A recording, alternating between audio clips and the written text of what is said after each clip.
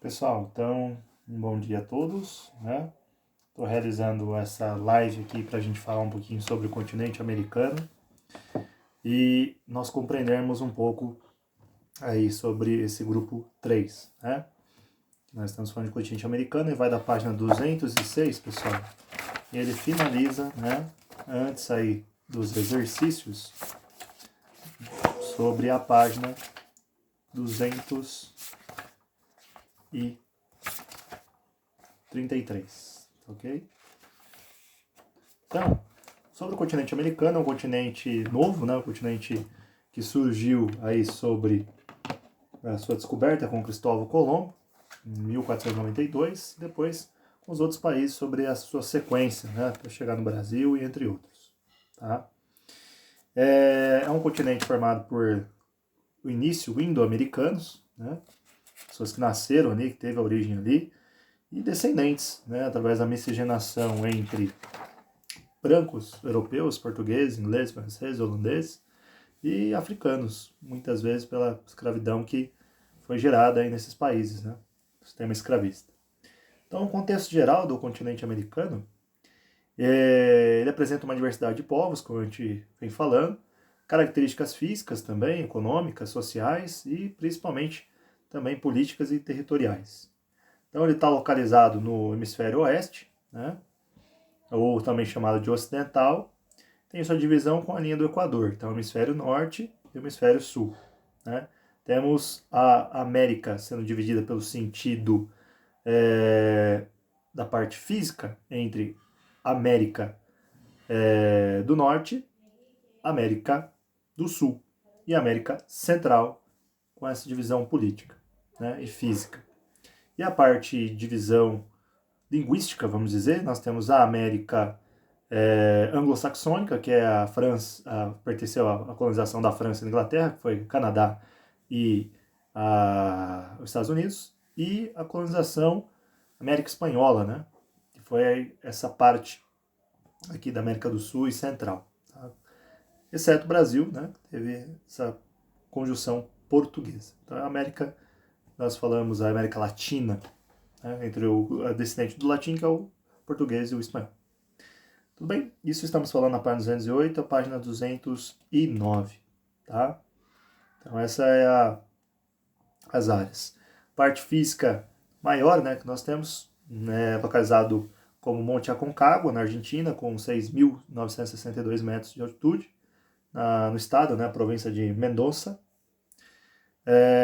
Temos algumas zonas glaciais, como a zona glacial ártica, a temperada, né, intertropical nesse continente, de acordo com o mapa. Tudo bem? Então, possui 35 países independentes, mais 18 territórios, ou seja, países ainda que não se tornaram, né? E aproximadamente 1 bilhão de habitantes que nós temos dentro aí de toda a América, ok? Então, nós temos aí até ocupações em áreas gélidas, como a cidade de Nuuk, né, na Groenlândia. A ocupação humana que existe nesse continente, ele veio se evoluindo com o tempo, né? Tendo toda essa distinção, a teoria aqui na era glacial, os europeus e asiáticos que foram migrados, eles vieram pelo Estreito de Bering, que é entre ali o Alasca e a Rússia, e durante esse período, aproximadamente há 15 mil anos, né, atrás, que teve essa junção do estreito, onde possibilitou, né, toda essa transferência. E outros acreditam que foi mais de 70 mil anos atrás. Ned Guidon, que é uma geógrafa brasileira, né, arqueóloga também, ela defende a ideia que isso aconteceu não somente pelo estreito, mas também por navegações, né, embarcações precárias, lógico, que vieram também do Oceano Índico-Pacífico para cá. Então, um exemplo também de outra forma que migraram para esse continente. Bem, então, como eu disse para vocês, nós regionalizamos, né, na página 212 como continente, né, americano, divisão física da América, né, que é formada aí por blocos de terras que são imersas, ou seja, acima do nível do oceano, né, dividido entre a América do Norte, Central e América do Sul. A América do Norte compreende aí Estados Unidos, Canadá e México, tem aproximadamente 579 milhões de habitantes, e entre outras ilhas, né, que são territórios independentes, como a Groenlândia, pertence à Dinamarca, a Ilha das Bermudas, que é o Reino Unido, Ilha Clapton, da França, Ilha Saint-Pierre e Miquelon, da França, e entre outras, que são ilhas que foram formadas, colonizadas por outros países, tá bom?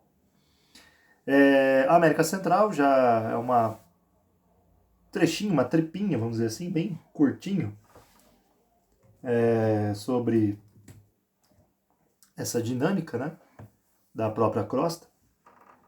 E ela tem em torno de 13 países e 11 territórios. Então, territórios são áreas pertencentes a outros países, né, que está localizado aqui na região. Tá? Então está entre Guatemala, Honduras, Nicarágua, Salvador, Belize, Costa Rica, Panamá e uma porção aí grande de ilhas. Tá? Já na América do Sul nós temos 11 países independentes, né, e 2 territórios aí, né? No caso aí Guiana Francesa, Suriname, também entra nessa situação. A divisão socioeconômica também que é conhecida, né, da ordem linguística, como eu vinha falado para vocês, que é a parte que pertenceu aí, então, ao Canadá, né, e os Estados Unidos, como Inglaterra e França, que é a América Anglo-Saxônica, devido aí pela própria característica linguística e econômica também, né? São 2 países extremamente ricos, tá? Pensando nesse sentido. E a América Latina são os outros países que foram colonizados pela Espanha e Portugal, né? Economia mais tardia, industrialização mais tardia, né? A grande diferença aí também dos blocos, né? Que determinam nessa região, desses países, é a industrialização, né, de manufaturados, a dependência aí dos países envolvidos na sua economia. Tá? Por exemplo, como Brasil, Argentina e México, principalmente. Tá? Na página 216, nós podemos observar o poder hegemônico dos Estados Unidos, né, norte-americano. Então, o que pertence principalmente à parte econômica, em termos de PIB, a produção, né, do Produto Interno Bruto, só para você ter uma ideia do continente norte-americano, são mais de 26 milhões, né, 26 bilhões, no caso, somando Canadá e Estados Unidos, de dólares. Okay? O valor médio aí do continente americano é mais de 766 milhões de dólares. O maior valor é dos Estados Unidos, né, mais 19 trilhões de dólares. E o menor é a Dominica, com 489 milhões de dólares de PIB. Tá? Claro que o IDH é mais alto, né, o índice de desenvolvimento humano desses países são mais elevados, como os Estados Unidos. Né? Os países mais pobres são mais baixos. E os fatores também que levam isso é o fator geopolítico, né, a atuação e o privilégio dos Estados Unidos por controlar principalmente algumas políticas do seu interesse que são mundiais. Tá? Como o FMI, Fundo Monetário Internacional, né, que ele fomenta a influência aí das políticas no sentido econômico, ele empresta muito dinheiro, né?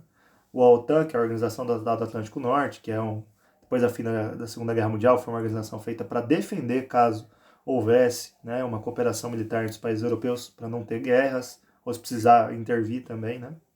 E a ONU, que é um órgão, né, que ele regulamenta várias medidas, né, tanto sociais, econômicas e políticas presentes no mundo, ok? Então essa estratégia aí fez os Estados Unidos ser um dos maiores países, né, se não o maior país com poder, né, econômico no mundo.